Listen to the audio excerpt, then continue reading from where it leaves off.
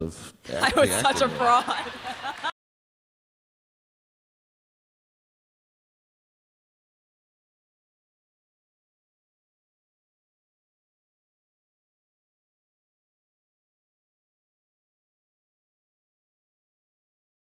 Hello, beautiful people. Thank you for joining me, sharing, liking. Please subscribe, comment. I really appreciate the super thanks towards my channel and also for the contributions to the PayPal for coffee and whatever you want to donate.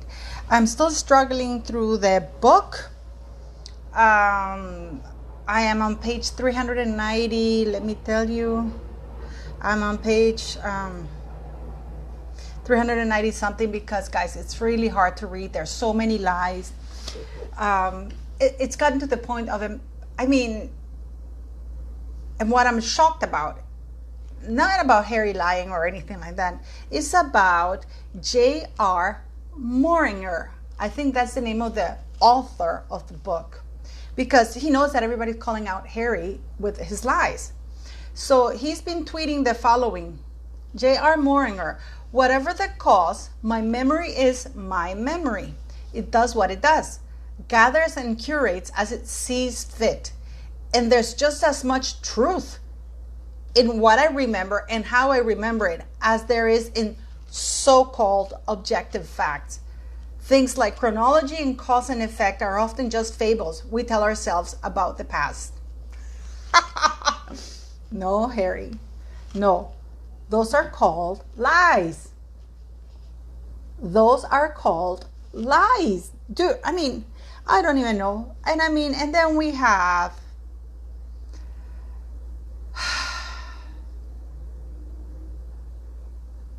I mean, we have this lady called Ellen Hall. Oh, and J.R. Moringer continues to tweet. Instead of keeping his mouth shut, say, you know what, I'm so glad I'm done with that nasty thing of the book. I'm going to get into a few things, okay, about the book. J.R. Moringer, this is the guy who was supposed to be a very prestigious guy. To defend Harry's lies, he goes, the line between memory and fact is blurry, between interpretation and fact. There are inadvertent mistakes of those kinds out the wazoo. Mary Carr, this is what he's trying to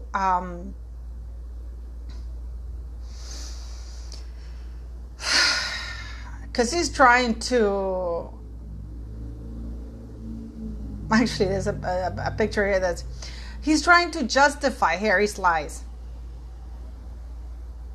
And there's a lady who says, you actually let him use the real name of a disabled woman he mocked by letting him write 25 as a killed number. You put targets on him, his family, the RF, his fellow service. I mean, J.R. Moringer, it's really, really scraping the bottom. And he's very proud of this thing. I mean, he's proud of the fact that he was caught as a liar. And then he says, Prince Harry, popular with the late night audience. There was nobody there. And what's his name? Stephen Colbert confirmed that the reason why there was not a live audience was because of security reasons.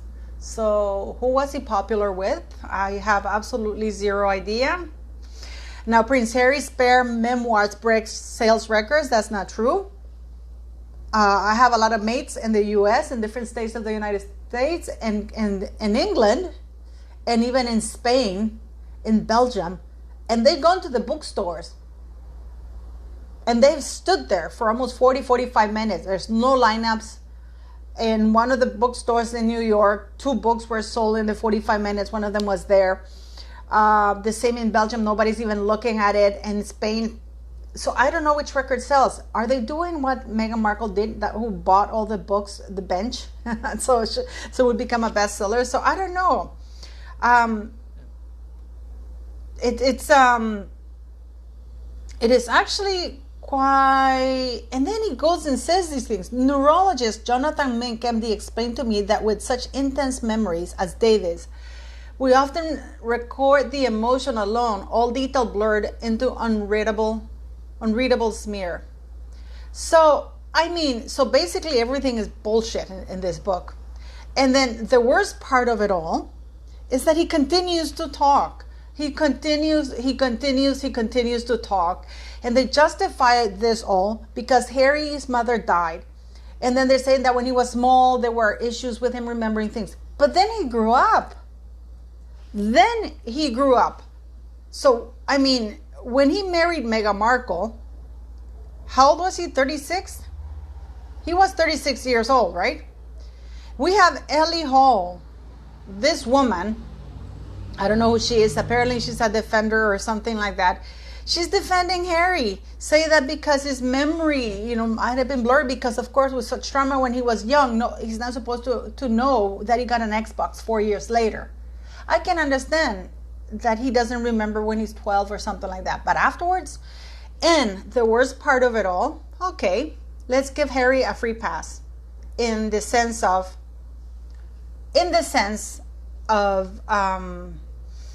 that he doesn't remember very many things, right? But let's go recently. I'll read you an excerpt of the book. And let's not forget that this is Harry just recently. And we all know of the trial in the United Kingdom. Maybe our American friends don't know about it. But Jason Kanoff used to be the press secretary for Meghan Markle. And they used to exchange text messages. During the trial where Meghan Markle committed perjury, he presented, how do we know she committed perjury? Because he presented the actual text messages between him and Meghan Markle. Please keep this in mind that these text messages are part of a trial. These are public records. You can Google them. Just Google Meghan Markle text exchange between her and Jason Kanoff, or just Jason Kanoff exchange the text Meghan Markle, and you'll get all of it. Okay, these are part of public record in a trial. Okay, so the reason why I'm telling you is because this is important, because this is just now. This is not when Princess Diana had just died. This is from the book. They were supposedly at the Castle of May visiting Prince Charles, right? At tea the next day, the good vibes continue. We were all laughing, talking about one thing and another, when Pa's butler burst into the room, pulling a landline behind him. Your Royal Highness, Her Majesty, the Queen was calling, basically. Pa sat bolt upright. Oh yes, he reached for the phone. I'm sorry, sir, but she's calling for the Duchess. Oh, we all looked stunned. Meg tentatively reached for the phone. It seemed Granny was calling to talk about Meg's father. She was responding to a letter Meg had written her, asking for advice and help. Basically, Meghan wrote to the Queen what to do. Meg says she didn't know how to make the press stop interviewing him, enticing him to say horrid things, basically the truth. Those are the horrid things Meghan Markle and Harry referred to. Granny now suggested that Meg forget the press, go and see her father, try to talk some sense into him. Meg explained that he lived in a Mexican border town and she didn't know how she'd ever get through the airport, through the press surrounding his house, then through that part of town and back again quietly, safely. Granny acknowledged the many problems with this plan. And this is according to him what the Queen said. In that case, perhaps write him a letter? Pa agreed. Splendid idea. Now, there's an issue with this thing, and I'll tell you what it is. Ay, Dios, lo que lo hacen hacer a uno. I'm doing this because our friends in the United States deserve the truth. The whole truth and nothing but the truth. These are facts. And here, Ellen Hall and J.R. Morgan can't hide behind, oh, he was small, he was going through trauma. Hi, Jason. These are the actual text exchanges, not like the ones that they portrayed Harry claims that happened. These are actually physically presented in a trial. Okay? Hi, Jason. This is Meghan to Jason. I hope the recess is going well. I am currently in Toronto, the woman who didn't have a passport and couldn't travel anywhere. This is in 2018, in August. And have drafted a letter to have mailed to my dad. I share this with you in confidence. The letter itself and its contents, my plan is to write it by hand and FedEx it to whoever it was. Now we know it was her agent, who will then mail it to my father. My thinking behind this is, unlike a text or email, it can't be forwarded or cut and pasted to only share one small portion. So she knew that either the big portions of the letter would be shared or none. Or, because they had to. This is why Mr. Markle couldn't just share a little bit like it was required during trial. They say, well, you share too much. It's because she made it that way. So there's premeditation in this. Okay? It also does not open the door for a conversation. Remember when her 5 skanky friends went on February, or I think at the end of February, end of January 2019, and claimed that Mr. Markle was horrible and Meghan was trying to converse with him and keep the door open. This is in her text messages. The catalyst for my doing this is seeing how much pain this is causing H. Even after a week with his dad and endlessly explaining the situation, his family seemed to forget the context and revert to, can't she just go and see him and make this stop? They fundamentally don't understand. I have to go to the next one because it says, they fundamentally, don't understand. So at least by writing, H will be able to say to his family, she wrote him a letter and he's still doing it. By taking this form of action, I protect my husband from this constant berating, and while unlikely, perhaps it will give my father a moment to pause. So I asked J.R. Moringer and Ellie Hall and all of those people who keep saying that Harry basically is allowed to lie, in fact should not get in the way because when he was younger, he couldn't recall very much. I understand that when his mother died that year, probably in a couple of years after, it went by in a blur. But the Xbox came out 4 years later, and this thing is recent. This is 2018.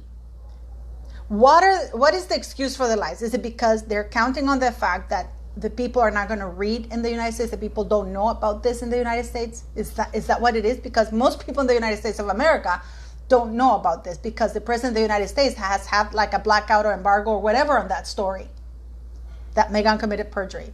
Another thing that Harry does is he says that his staff, that Meghan Markle was lovely. She shared the freebies with her staff. First, and that he doesn't understand. He claims that, the staff most times would be slumped on their desk crying. So he acknowledges that the morale was pretty bad. And let me tell you, this staff was incredibly professional, who had worked with high stress situations with proper A-listers. Meghan Markle is able to use her husband's royal title, but she's still an ultra D-lister. A royal title has not elevated her to anything. If anything, she has sunk that title to her level. Okay? So he admits that there were people crying. And then he goes to say that Prince William was being very upset because he blamed Meghan. No, he didn't blame Meghan. The staff were blaming Meghan. Their emails and letters sent for her constant berating and abuse to her employees. And then he goes on, he didn't understand because she shared the freebies, which is illegal. People are saying, well, it's not a costume. No. It's not that it's not the costume. You are not allowed to receive freebies. And not only Meghan Markle was receiving freebies, because all the companies know that they can't send freebie because royals are not allowed, like high government employees, diplomats, everybody. You cannot receive a gift because it can be seen as bribery or as a bribe. So you're to document anything above 100 pounds or $100. I don't know how much it is there. And you document all the gifts. Meghan Markle was not receiving freebies. She was asking her staff to ask for freebies. And when she got, and not only cheap freebies, it's Dior, Prada, everybody. And when she didn't get them, especially from Victoria Beckham, because Victoria Beckham knew the law and knew that royals are not supposed to get freebies. When Victoria Beckham refused to give her freebies, this is when we suddenly got that Victoria Beckham was leaking stories about Meghan Markle. When this woman, Victoria Beckham and David Beckham have been friends with the royal family for ages. Never a leak until Meghan got there. Leaky ship. We'll remember that, right? So there was bullying. Harry admits that. And then he admits that she was taking freebies, which is illegal. And nobody's calling this out. You know, I understand. Nobody's calling this out. And then he goes in, and this is aimed at J.R. Moringer for him to clarify these things, okay? And the worst part of it all is that when Harry went on the Stephen Colbert thing, he was asked, do you fact check the Crown? Yeah, I do. And then he says, but this is why I wrote this, because this is the truth. These are facts. J.R. Moring now claims that those are not facts, it's just thoughts. But Harry went on Stephen Colbert and said that that's why he wrote the book, because he wanted to be factually correct. He wants history to be factually correct while filled with lies and inaccuracies. Mostly lies. So, and there's another part. In one of the interviews, he said that Prince William never urged him not to marry Meghan Markle. Whereas in page 364, the first two lines, he says that because he's talking about going to ask permission to the Queen, because he said he didn't know. This is another imbecile who'd been part of the royal family for how long? And he didn't know that he was sixth. Now that he was sixth in line to the throne, he had to ask permission for the Queen. He's trying to do a Markle. Oh, and she didn't know about my mother's Taj Mahal thing. Harry. That Meghan Markle knew more about his mother than he did, you know, and then so he's describing going to the castle to ask permission. They were going on Balmoral, and he wasn't going to ask the Queen. And on page 364, the first two sentences, he says that he didn't think Prince Charles. He assumed Prince Charles didn't know, but Prince William, have told him not to do it. So Prince William did tell him not to propose to Meghan Markle, and he did try to dissuade him for that. So, J.R. Moringer, whatever, and I was actually defending you because of Agassi, and then he talks about you, Janie. So, I mean, these are not recollection problems. I can understand him being a child or something like that. At 12 years of age, you were told that about your mother. You may not remember very much, and you may get shocked, and you don't remember many things.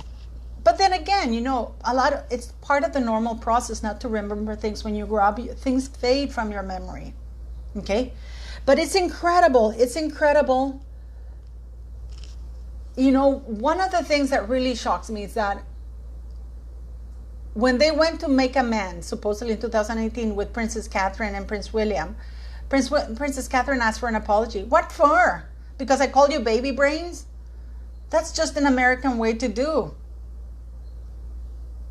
No, Americans are straightforward. Most Americans, I'm making a generalization, but most Americans are straightforward. But most Americans are not rude. Being straightforward and being rude and calling somebody names or belittling people, that's it. And basically everything, whenever Meghan Markle does something bullying, abusive, or nasty, oh, I'm American. And it portrays the American people in a bad light, because most Americans are not bullies. Most Americans have manners. I wouldn't say that to my friend, and she's even my very best friend, is least of all people. Oh, I'm a hugger. Try to hug a New Yorker that you don't know. She'll punch the fuck out of you. Yeah, you don't know this person, but I'm going to hug you. I'm a hugger. What a horrid, horrid pair of people. And I mean, I'm on page 395 because it's really, really hard read, guys. It's very boring. It's filled with lies. I mean, I don't know what to tell you. And I don't want to even get into him putting the lip balm on his penis, and it reminded him of Princess Diana. That Meghan flew on the 31st of August just to screw him and his mother's anniversary. And that he met Meghan on July 1st, Princess Diana's birthday. And of course she has 4th of August, which is the late Queen Mother's birthday. Okay? And that he didn't want her to take a picture of the Taj Mahal because, what picture? Is that Andrew? There are very good sources that said that she screwed Prince Andrew. And let's not forget this. There's an interview of Meghan Markle saying that she already knew Princess Eugenie prior to meeting Harry. Do you guys remember that? Please correct me if I'm wrong. There is an interview where she said that she was friends with Princess Eugenie prior to meeting Harry. But here, he makes it in the book, he makes it say, like, he introduced Meghan to Eugenie. So, which one is it? Meghan Markle, in her own words, said that she knew Princess Eugenie prior to meeting Prince Harry. I remember at the time everybody was mocking, yeah, you knew Princess Eugenie, but you didn't know about Prince Harry. There's pictures of you in Buckingham Palace outside, and you didn't know anything. Ninaki Pretty has gone on the record saying that you had every book about Princess Diana, and that you watched over and over and over her burial. And that she was absolutely, absolutely obsessed with Princess Diana. So one of the most famous pictures in the world of her at the Taj Mahal, she didn't know, oh, really, why? I mean, I don't think Harry's been disingenuous. I think he's straight up lying. Because he wants to present Meghan as an idiot or as an ingenue, like a naive girl of 19, 18 years of age. She was a hardcore run around the one thing that I really did find offensive is he talks about, and this really made this really made my blood boil. I'm trying to imitate Harry. When he compares that he's angry that Meghan Markle is being portrayed as a soft porn given everything he sees, everything that is out there, which is in all her roles, she's given BJs or, we saw that hamburger commercial, and in Suits, even she complained that she was almost naked, and she has to have at least more clothes on. So he compares Meghan Markle being as pure as Queen Elizabeth. There's a line there that you say, people calling her that she would be like into soft porn or anything is just as bad as saying that my grandmother was. No, the grandmother, the late queen was a lady. Meghan Markle, I mean, it is really bad, guys. It is really bad. And